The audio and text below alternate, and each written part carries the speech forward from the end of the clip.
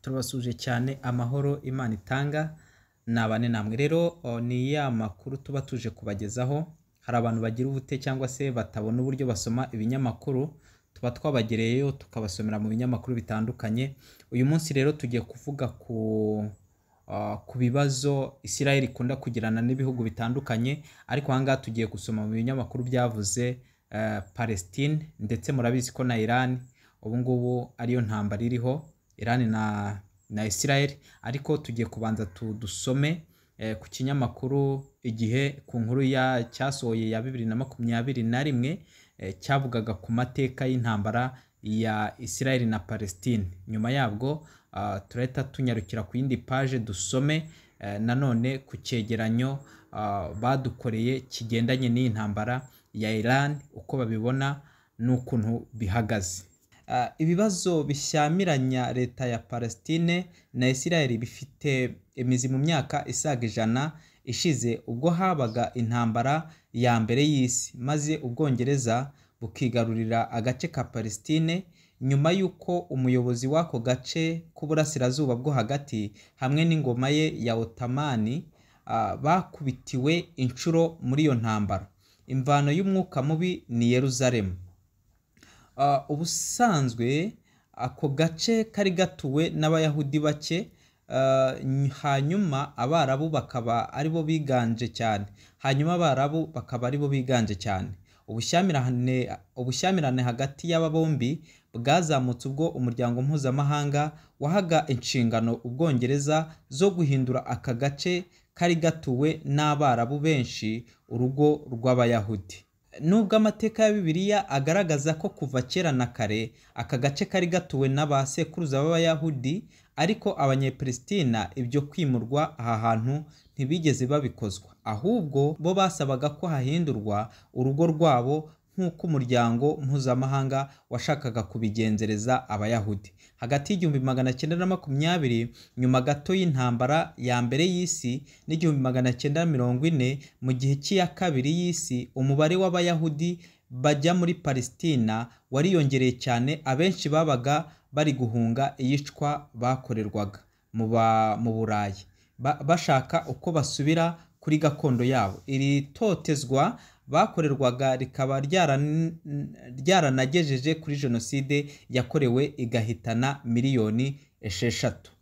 Ihohoterwa hagati y'abayahudi n'abarabu ryakomeje gufata indi ntera, ndetse batangira no kwamagana ku butaka bwabo Ubwongereza bwari bwarabwigaruriye hamwe n'abaturage babo.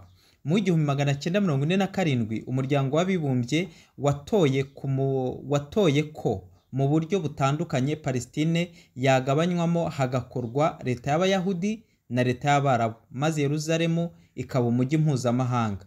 Ibintu abayahudi bakiranye yombi, ariko abarabu bagahita babitera utwatsi ndetse ntibinajye mu bikorwa.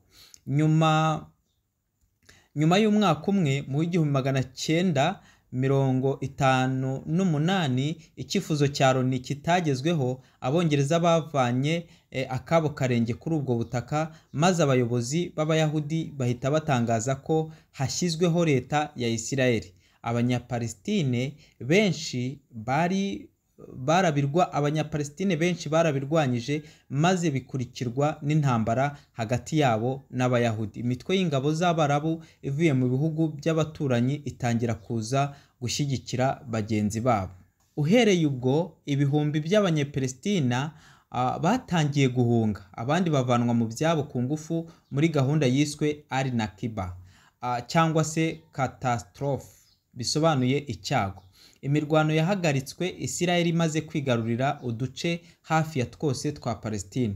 Ubwo Jordani yahise ifata agace kazwi nk'inkombe y'uburengerazuba, hanyuma igihugu cya Misiri kigarurira Gaza. Yerusalemu yo yahise igabanwa n'ingabo za Israel mu gice cy'uburengerazuba, hanyuma ingabo za Jordani zifata uburengerazuba bwa Yerusalemu. Kubera ko ibi byabayeho hadashingiwe ku ku masezerano y'amahoro. Izi mpande zombi zahoraga zitana ba mwana, maze imyaka ikurikiyeho intambara zikomeza kwiyongera. Mu yindi ntambara yabaye mu 1967, Israel yahise yigarurira uduce twinshi harimo na cya gice cy'uburengerazuba cyari cyarafashwe na Jordani, inkombe y'uburengerazuba hamwe na Gaza yari yarigaruriwe na Misiri. Israel kandi kuva ubwo yanagenzuraga uduce dutandukanye twa Siriya harimo n'umusozi w'amateka wa Golan. Kugeza ubu impunzi nyinshi z'Abanyapalestine n'abazikomokaho baracyatuye muri Gaza, inkombe y'uburengerazuba ndetse no mu bihugu bituranye nka Siriya, Jordani na Lebanon.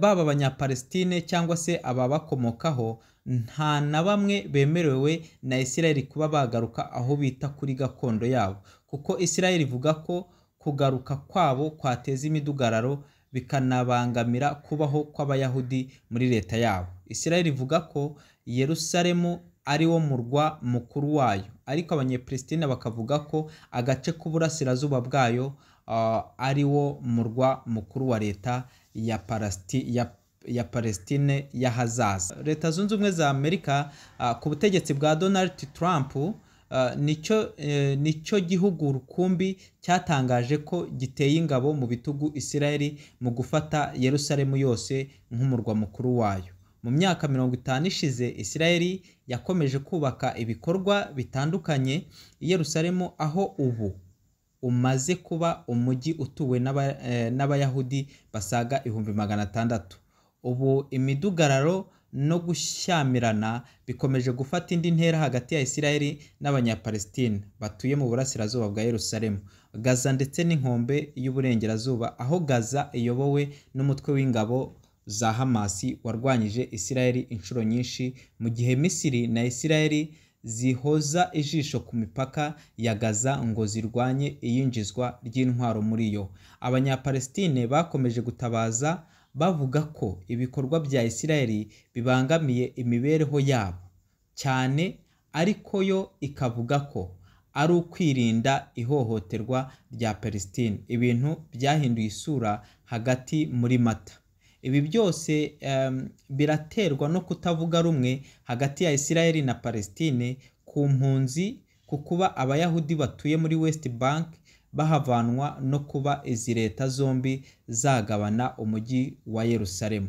Ibiganiro by'amahoro hagati ya Palestine na Israel bimaze imyaka isaga 25, ariko ntibiravugutira umuti ayo makimbirane. Nta n'agacu kagaragaza ko aya makimbirane yaba yenda kugera ku ndunduro yayo. Indi nkuru igihe cyashyize hanze ku itariki 16 z'ukwa gatandatu 2025 iravuga ngo Israel yishe abandi bajenerali babiri, Iran isuka ibisasu ku mijyi inyuranye, intambara yakajije umurego. Ibitero bikomeye hagati ya Israel na Iran bigeze ku munsi wa 4 nta guhagarara, buri ruhande rukubita hababaza. Israel yatangaje ko mu ijoro ryo ku cyumweru yarashe ibirindiro by'umutwe wa Iran Revolutionary Guard Corps, ari nawo ukomeye kurusha indi mu ngabo za Iran. Itangazo ingabo za Israel zasohoye ku 16 Kamena 2025 rigaragaza ko indege z'intambara za Israel zarashe uduce 10 twakoreragamo ingabo zo mu mutwe wa Quds twategurirwagamo ibitero bigabwa kuri Israel. Al Jazeera yatangaje ko muri ibi bitero hishwe abandi bajenerali babiri ba Iran. Umutwe w'aba Al-Qaeda niwo ukomeye cyane umutwe w'abakadi niwo ukomeye cyane mu gisirikare cya IRGC, mu gisirikare cya IRGC kubisoma biba bigoranye, washinzwe mu mwaka w'1980, ukaba ushinzwe ibyerekeye ubutasi. Ni nawe ushinzwe ibikorwa bihuza Iran n'imitwe yitwaje intwaro ikorera muri Afghanistan, Iraq, Liban, Syria na Palestine, ahari imitwe nka Hezbollah na Hamas. umugaba mukuru w'ingabo za Iran Hossein Salami yishwe mu bitero bya mbere Israel yagabye kwa 13 Kamena, ahita asimburwa na General Ahmed Vahidi. Iran yaraye isutse ibisasu kuri Israel. Mu ijoro ryo kwa 15 Kamena 2025 Iran nayo yagabye ibitero ikoresheje ibisasu biremereye ku nyubako nyinshi zituwemo mu mujyi wa Tel Aviv, Pata, Tikva na Haifa. Israel yatangaje ko abantu 8 aribo bamaze kumenyekana ko baguye muri ibi bitero. Bane baguye Tel Aviv, umwe apfira i Beni Brak, mu gihe abandi 3 bapfiriye mu mujyi wa Haifa. The New York Times yanditse ko ibi bitero byakomerekeyemo abantu 67 bo mu bice bitandukanye bya Israel. I Tel Aviv naho babyukiye mu marira, aho inyubako nyinshi zasenywe n'ibisasu byinshi Iran yarashe. Abashinzwe ibikorwa by'ubutabazi bari gushakisha mu nyubako zahirimye bareba niba nta bantu barimo bagihumeka cyangwa abitabye Imana. Gusa umugore umwe wari wihishe mu gice cyo hasi cy'inyubako yabwiye CNN ati, twasohotse buhoro buhoro kuko twari dufite ubwoba, twagendaga n'inyubako zigwa aho tuva, byari nk'imyotsi ku buryo napfutse amazuru nkoresheje umupira. Ambasade ya Amerika i Tel Aviv yagizweho ingaruka. Ingabo za Iran zarashe ibisasu byinshi biremereye mu mujyi wa Tel Aviv, bisenya inyubako nyinshi zituyemo abaturage. Amahoteli arangirika n'ibiro bya Ambasade ya Amerika i Tel Aviv bigirwaho ingaruka. Nta mukozi wa ambasade wakomeretse, gusa Ambasade ya Amerika ikomeza kuba ifunze kuri uyu wa mbere. Byanatangajwe ko Iran yarashe mu mujyi wa Haifa, ahari uruganda rutunganya ibikomoka kuri peteroli, ndetse amakuru avuga ko humvikanye iturika rikomeye, bigakekwa ko rwarashwe. Umuyoboro w'amashanyarazi mu bice byo hagati muri Israel nawo wangiritse. Kugeza ubu abanya-Israel bamaze kwicwa n'ibitero barenga 20, mu gihe ku ruhande rwa Iran hamaze gupfa 224, naho 1227 bakomeretse ndetse bari mu bitaro. Magingo aya ibi bihugu byombi byasabye abaturage kuva mu bice byegereye ibigo bya gisirikare hagamije gukiza amagara yabo. Perezida wa Iran Masoud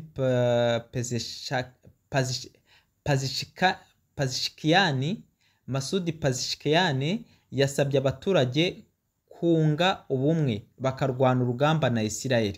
Ati, ibidutandukanya n'ibibazo twahoranye tubishyire ku ruhande, tugomba gushikama tukarwanya ubu bushotoranyi dushyize hamwe. Ni mu gihe Minisitiri w'Ingabo wa Israel Katz Israel yahamije ko ubutegetsi bwa Tehran buzirengera ingaruka z'ibitero byagabwe ku basivile. Ati, ubutegetsi bw'igitugu bwa Tehran bwavuyemo abicanyi n'ibigwari barasa ku macumbi y'abasivili bagamije gukoma mu nkokora ibitero by'ingabo za Israel. Abaturage i Tehran bazirengera ingaruka zabyo. Intambara yeruye hagati ya Israel na Iran yatangiye kwa 13 Kamena 2025. Israel igaba ibitero ku bikorwa remezo bikora ingufu za nucleaire muri Iran, ndetse yica abasirikare bakuru n'abahanga mu gutunganya izi ngufu benshi. Nta masaha yashize Iran nayo yahise itangira kwihorera ikoresheje ibisasu biremereye ifite.